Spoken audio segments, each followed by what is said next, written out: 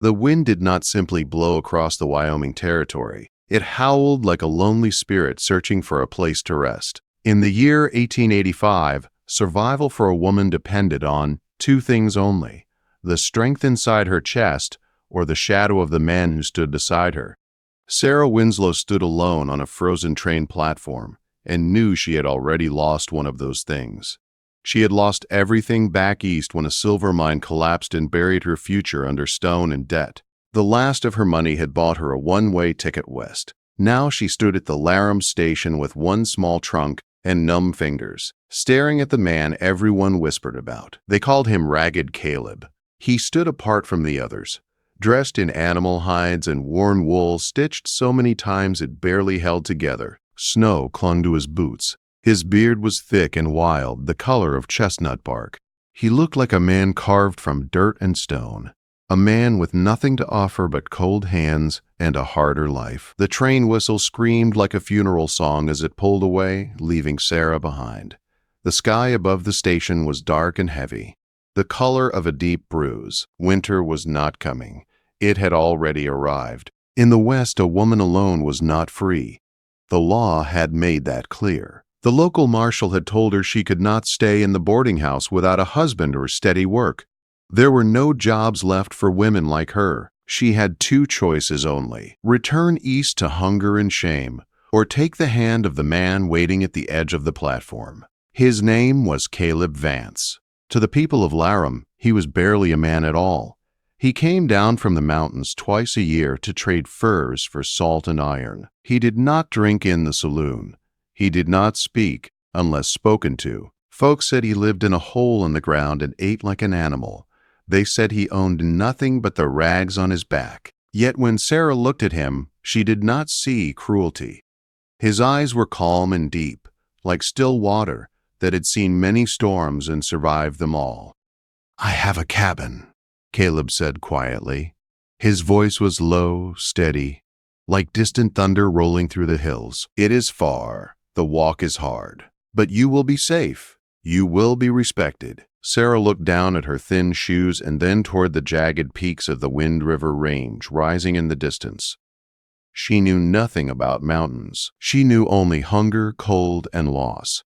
But she saw no threat in this man, only strength, a strength she no longer had on her own. With a trembling hand, she reached out and took his.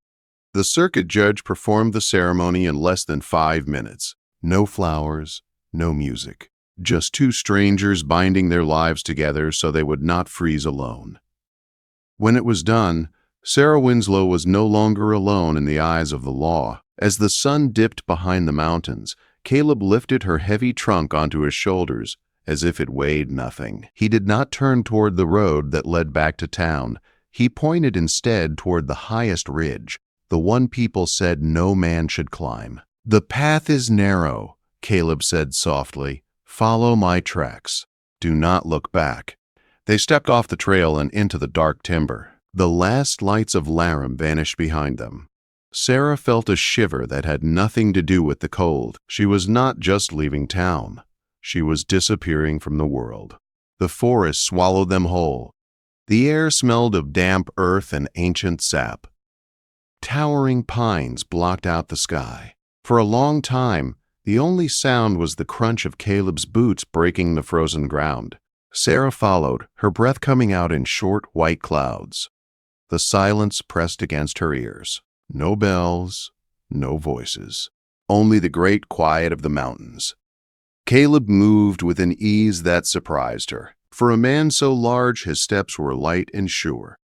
Every few minutes he stopped and listened, his head tilted slightly, reading the mountain as if it were speaking to him. "Wait," he whispered. Sarah froze, her heart pounding. She expected danger. Instead, Caleb knelt beside a frozen stream. He broke the thin ice with his boot and filled a small wooden cup. "Drink," he said. "The high air steals strength if you do not." She drank the icy water, her fingers brushing his rough skin. His hands were scarred and hard, yet careful. As she watched him look toward the peaks, she realized he was not struggling here. He belonged. As they climbed higher, the path grew dangerous. Dirt gave way to slick stone and narrow ledges with sharp drops below. Fear tightened in Sarah's chest. She had thought him poor, but here his knowledge was worth more than gold. By dusk, the wind changed. It carried the smell of snow. Caleb stopped beneath a massive rock overhang. "We stop here," he said. Sarah looked around. There was no cabin, no fire, only cold stone. "Where is your home?" she asked, her voice shaking. "The mountain has other plans tonight," Caleb replied. He moved quickly, gathering fallen branches and dry needles, choosing carefully. He struck flint and steel, coaxing fire from moss and sparks. Soon a small flame danced against the stone, casting warm light on his face. "The mountain speaks," he said quietly. "If you listen, she lets you stay." He gave Sarah willow bark to chew, easing the ache in her head. She watched him work with hands that knew patience and precision. This was no brute. This was a man who understood things the town never bothered to learn. "Why do they call you Ragged Caleb?" she asked. "They see clothes," he said, "not the man." The fire faded. The cold deepened. Caleb stood and looked toward the peaks. "Rest," he said. "Tomorrow we climb higher." Morning did not bring sun. It brought steel gray sky and wind that cut through wool. Caleb woke her before dawn.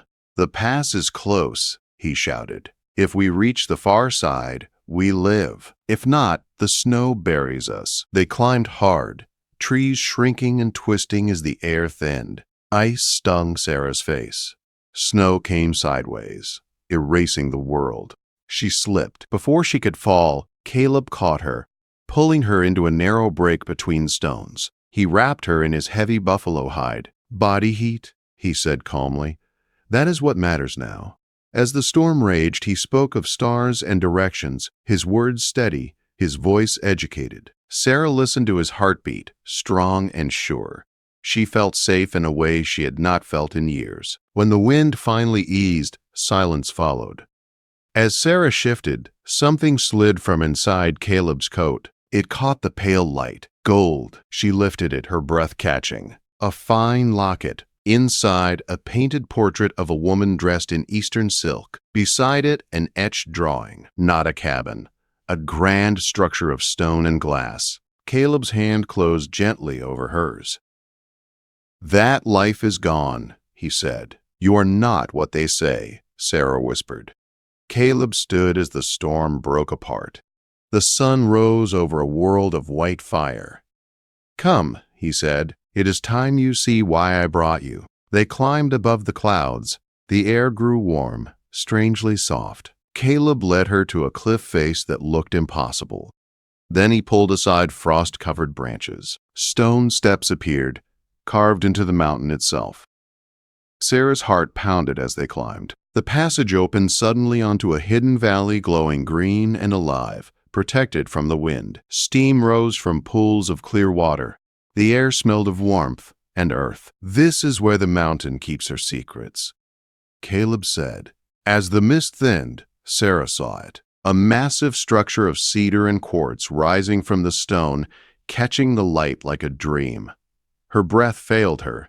"That," Caleb said softly, "is home." And in that moment, Sarah knew she had not married a poor man at all.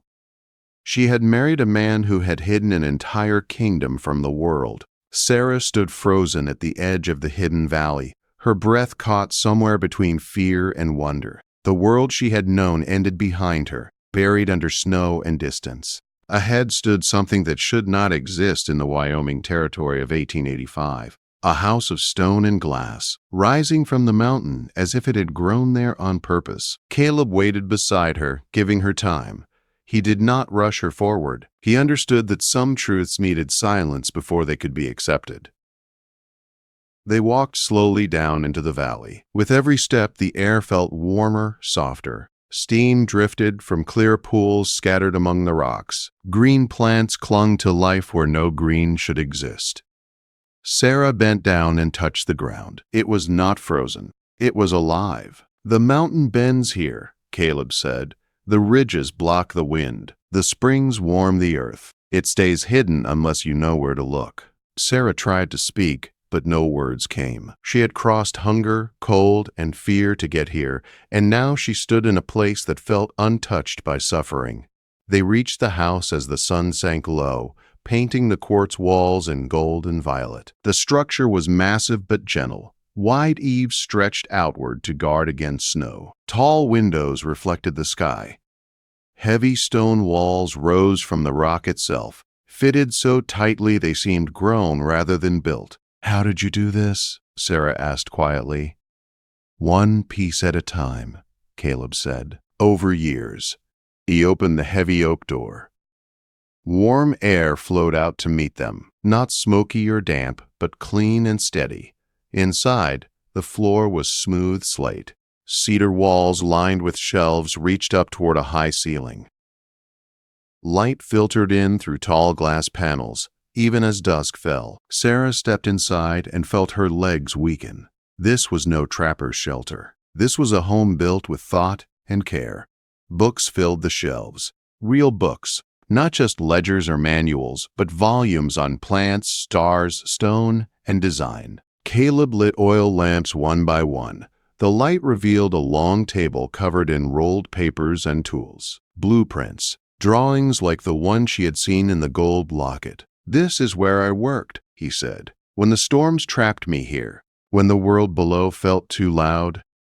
Sarah walked slowly through the room, her fingers trailing along the shelves. She felt like an intruder in a dream. They ate a simple meal of dried meat, roots, and warm water drawn from a stone basin. Running water.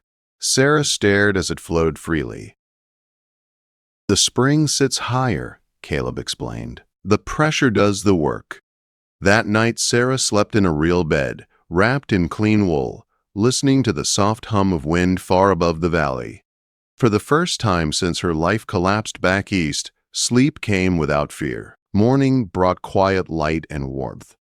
Outside, snow raged somewhere beyond the ridges, but here the valley breathed calmly. Caleb showed her the garden plots warmed by channels of spring water.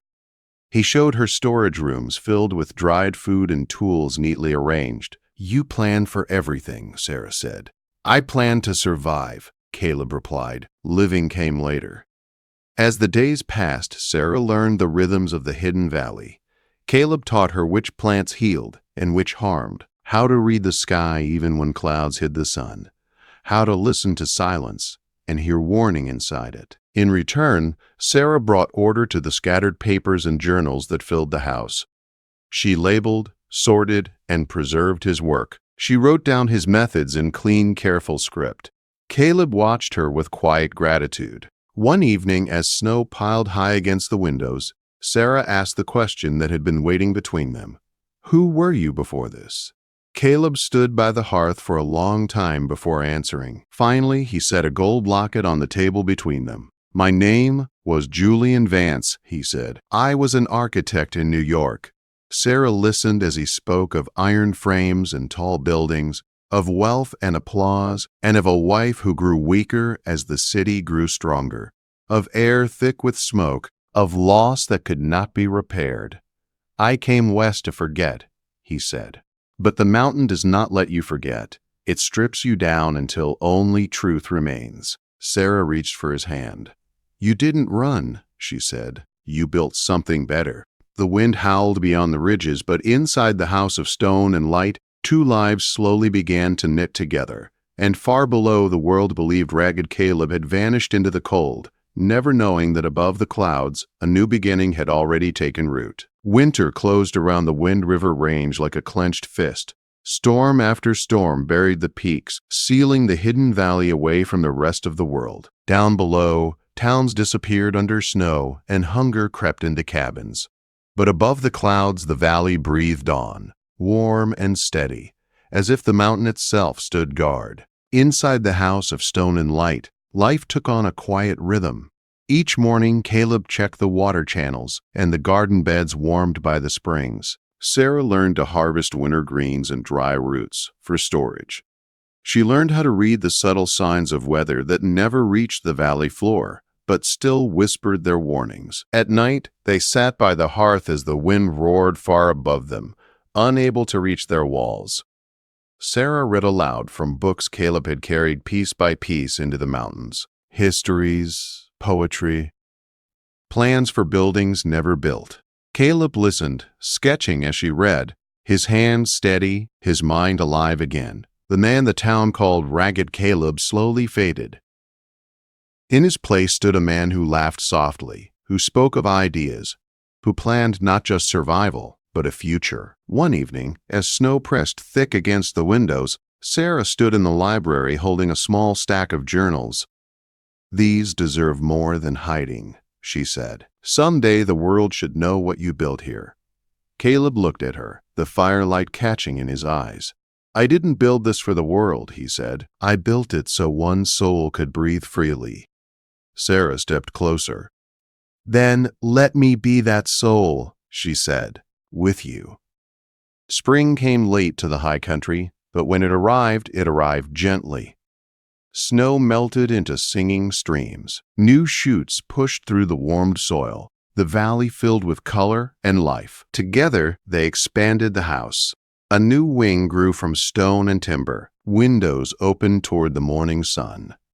Caleb's sketches took shape under Sarah's careful planning. Where grief had once guided his hands, hope now did. Far below, rumors spread.